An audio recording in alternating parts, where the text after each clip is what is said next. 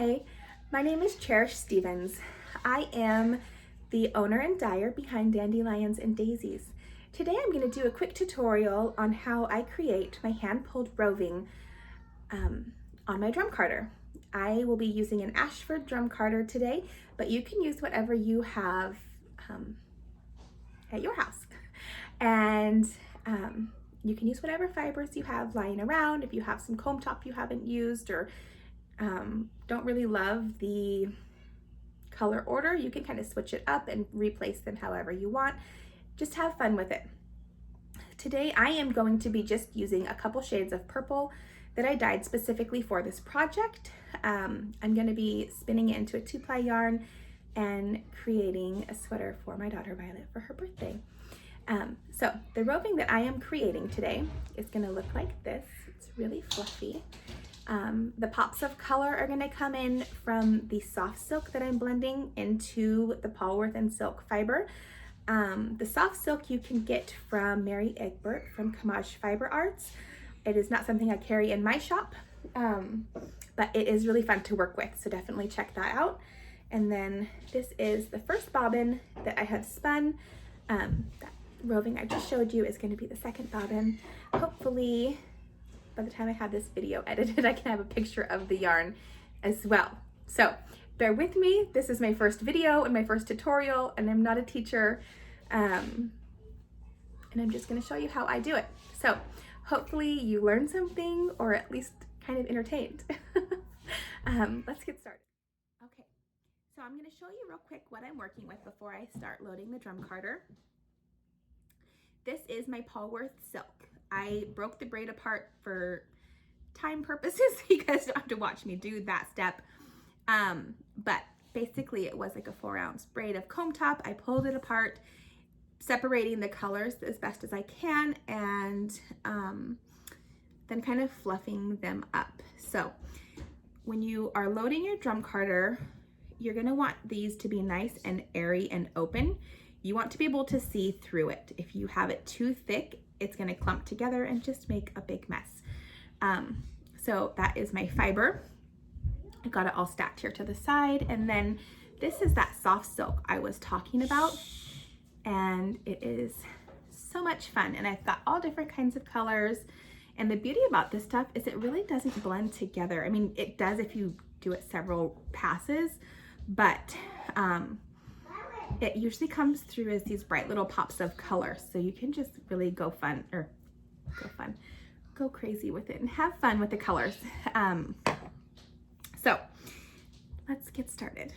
I am not being particularly choosy about the order of colors or where they're being placed, because I just want it to be this overall purple yarn with a lot of interest. If I had colors that I did not want to mix together, like blue and orange, for example, I would be careful to keep them separate on the drum carder, so I don't make an awful muddy color in the end. Okay, so I got kind of a base layer on here, and now we are going to put some soft silk on. And there's a couple different ways you can do this, but this is how I like to do it. I fluff it up, and then I actually just kind of paint it on the actual drum. And I'm just very gently grazing the drum carder as it goes around and letting it just barely kiss those tines, and they grab onto it and pull it on. And this is something you don't really want to put a ton of it on in one area.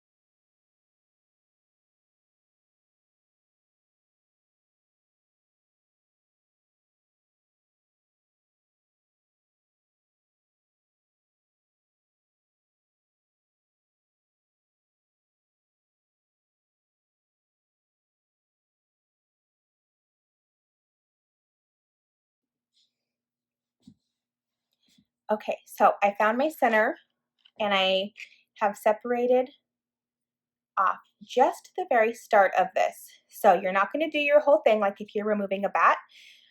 You're just going to start. I've got about an inch pulled off here, maybe a little bit less. And today for my Diz, I'm using a handy dandy spice jar lid because my polymer Diz that I ordered off Etsy broke and I haven't replaced it.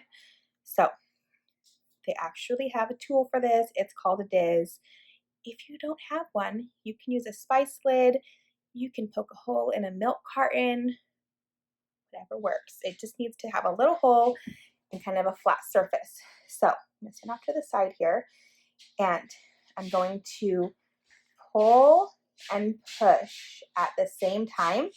And I want to keep my Diz close to my drum carder. And I'm just slowly working.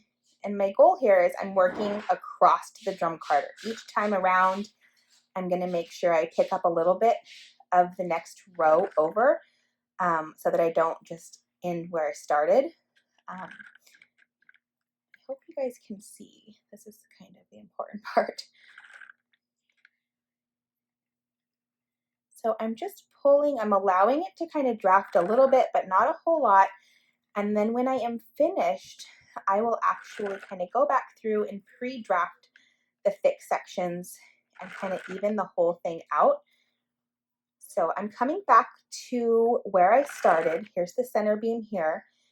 And I just want to kind of pull to the right a little bit so that I am making sure to pick up fibers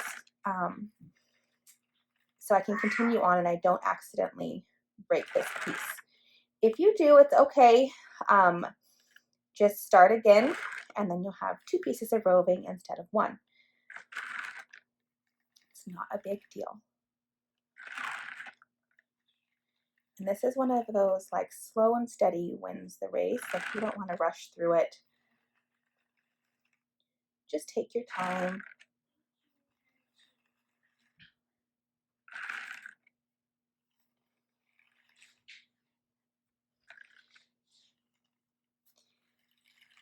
I don't know if you guys can see this, but I'm pushing the drum carder with my hand. And I'm going the opposite direction that I loaded. The same as the way you remove a bat. Instead of removing it all at once, I'm just pulling it off in sections.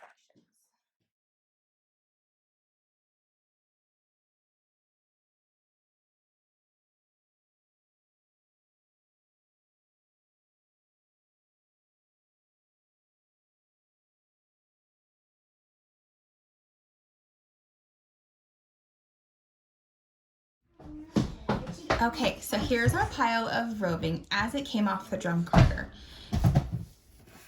Some of the fibers just look a little messy, and I feel like if you go through, it's kind of awkward to do this on camera, go through and just give it a little tug. It kind of helps straighten things out a little bit, make it look less messy, and it evens out those thicker sections that you may have gotten. So I go through, I just have my hands, and depending on what fiber you're working with and how thick it is, you might have your hands closer or further, but I'm just kind of gently pulling it just a little bit so that it is all fairly consistent and equally thick all the way down. There we go, maybe that's better. So here it is after being pulled and before. It doesn't change it a whole lot, it just kind of makes it look neater and gets it nice and even and ready to spin. And that's it. I will finish spinning up that yarn and share pictures. I hope you guys found that tutorial helpful and enjoy making your own roving.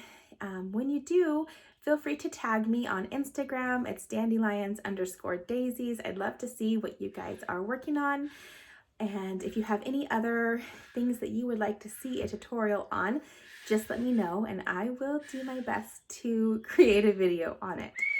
Have a wonderful day.